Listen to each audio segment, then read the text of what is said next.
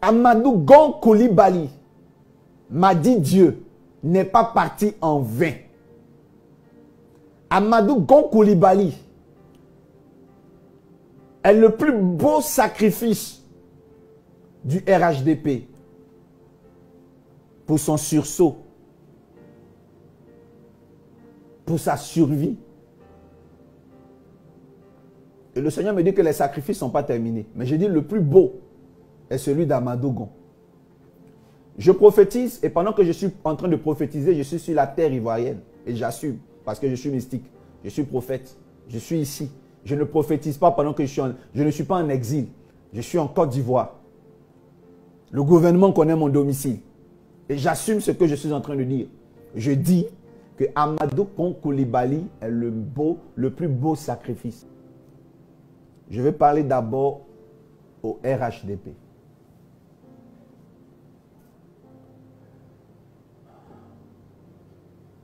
Même si vous avez fait les sacrifices pour,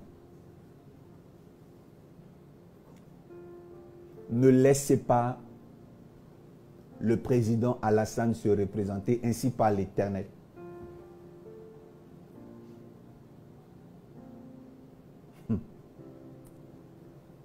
Je répète, ça sera la fissure. Ce que vous craignez va arriver. Le président Alassane, si il n'est pas empêché et qu'il est candidat à l'élection, il passe. Je répète, si il ne descend pas, s'il n'est pas empêché et que son nom est accepté sur la liste électorale, je le dis pour tous les partis politiques, ceux qui sont courageux, ceux qui sont spirituels, ceux qui sont paresseux, je vous parle. Si vous avez laissé le président Alassane se présenter, je ne sais pas par quoi, si les revendications n'ont pas été conséquentes, s'il se présente, oh my God, je suis en transe pendant que je parle, je dis qu'il passe, mais je suis en train de parler au RHDP. Même si Alassane passe, ça ne va pas durer. Si Alassane passe, il aura épuisé la compte spirituelle des sacrifices. Dès qu'il monte au pouvoir, après lui, après qu'il monte, il y aura un trouble. Un trouble, il sera et il aura le pouvoir le plus instable que la Côte d'Ivoire n'a pas connu. Le pouvoir le plus instable que la Côte d'Ivoire n'a pas connu. Et ça sera la dislocation totale du RHDP. Je répète, la dislocation totale du RHDP. Décryptez la prophétie que l'Éternel me donne. Décryptez-la s'il vous plaît. Je dis, si Alassane fait finalement partie des candidats, il passe. Ainsi m'a parlé Dieu. Il passe, il y aura des bruits, mais au début il n'y aura rien jusqu'à ce qu'il soit établi. Mais pendant qu'il commencera à régner, il aura une instabilité. Il aura des pertes de vie humaine dans ce camp, dans ce parti politique. Et ça sera la dislocation de ce parti. Des retraits des pionniers. Ça sera vraiment du désordre total. Je vous ai parlé de deux types de prophéties. Les décrets et quoi? Les prophéties conditionnées. Comprenez que je suis en train de parler parce que Dieu est amour. Dieu aime le RHDP. Dieu aime Alassane comme il aime les autres. Je parle pour sauver des vies. Je parle pour aider ce parti politique. Je parle. La peur, la crainte des représailles vous pousse à une erreur grave. Président Alassane Ouattara, ne vous présentez pas.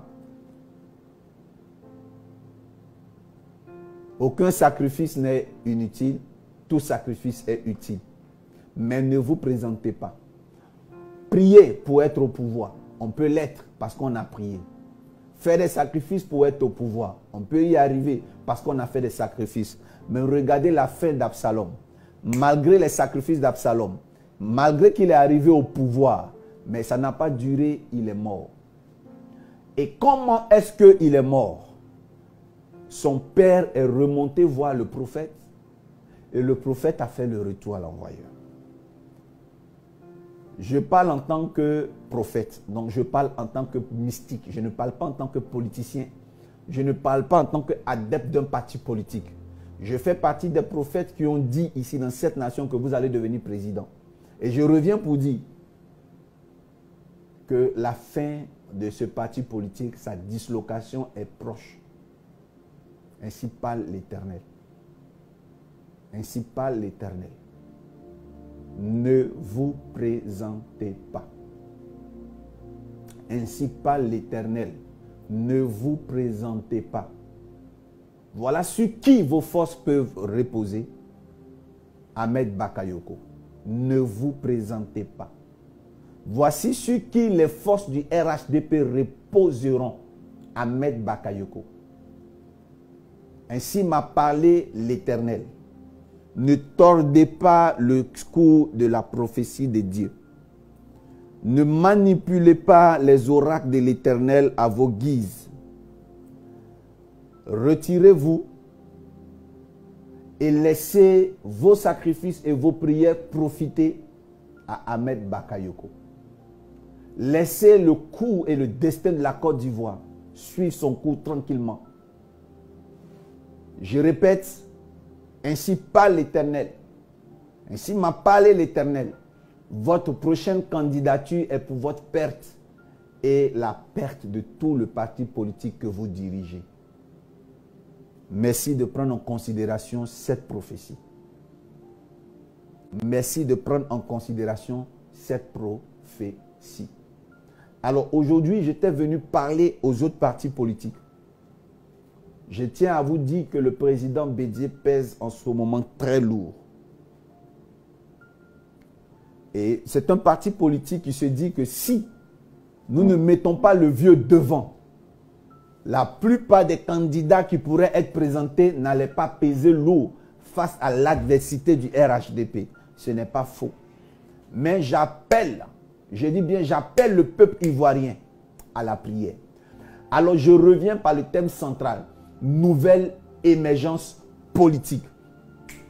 Nouvelle émergence politique, comme vous avez vu l'affiche sur les réseaux sociaux, veut parler de tous ceux-là qui ont envie d'être au plus haut niveau de l'administration ivoirienne. Tous ceux-là qui veulent être au plus haut niveau de l'administration dans l'Afrique. Que les portes sont ouvertes. Vous allez entendre parler de nouvelle génération. Vous allez entendre parler de nouvelle génération. Les politiques sont prêts à laisser place à la nouvelle génération. Le peuple est fatigué et le peuple veut voir une nouvelle génération. Je veux parler, pendant que je suis en train de prier, le Seigneur remet à mon souvenir une prophétie qu'il m'avait révélée.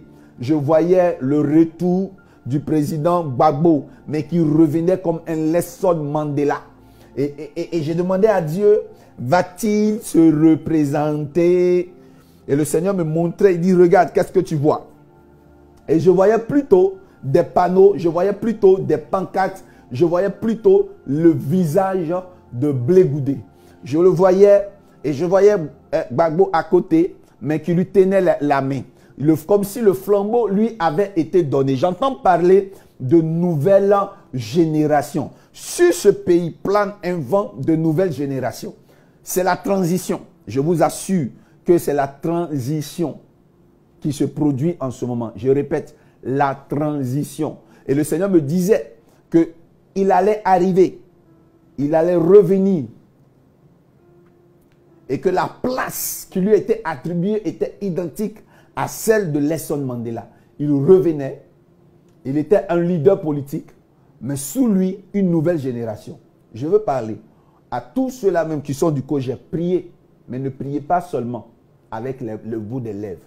Entrez dans le monde spirituel parce qu'en ce moment, ce n'est pas diplomatie contre diplomatie, mais holocauste contre holocauste. C'est l'occasion pour l'Église de commencer à positionner ses frères. L'Église de positionner, soutenons-nous, positionnons nos éléments. Et nous verrons la gloire de Dieu. Nous verrons la victoire de Dieu. Pour l'Église de Côte d'Ivoire, je déclare que cette prophétie ne tarde pas et elle s'accomplit. Le temps est arrivé où Dieu veut mettre au plus haut niveau de l'administration ivoirienne des hommes de Dieu, des enfants de Dieu. Et j'ai dit Alléluia. Alléluia. Il y a une rubrique, il y a un point important sur lequel je veux m'attarder. Les futurs présidents de la Côte d'Ivoire. Je parle à une personne qui est là. Je parle à quelqu'un qui m'écoute.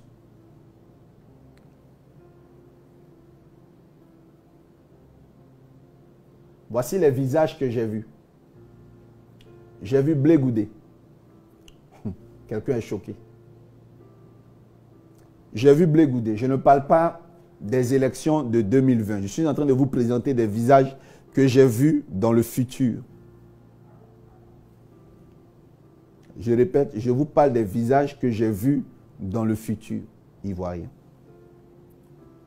Et je le répète, j'ai vu nouvelle génération, Blé Goudé.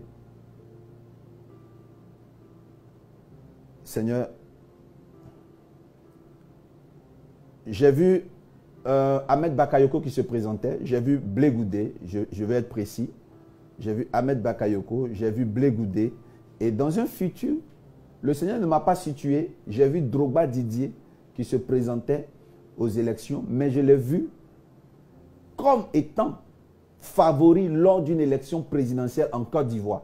Mais je suis dans le futur. Amen. Ah, oh my God, l'Obraha Terebe Kinta.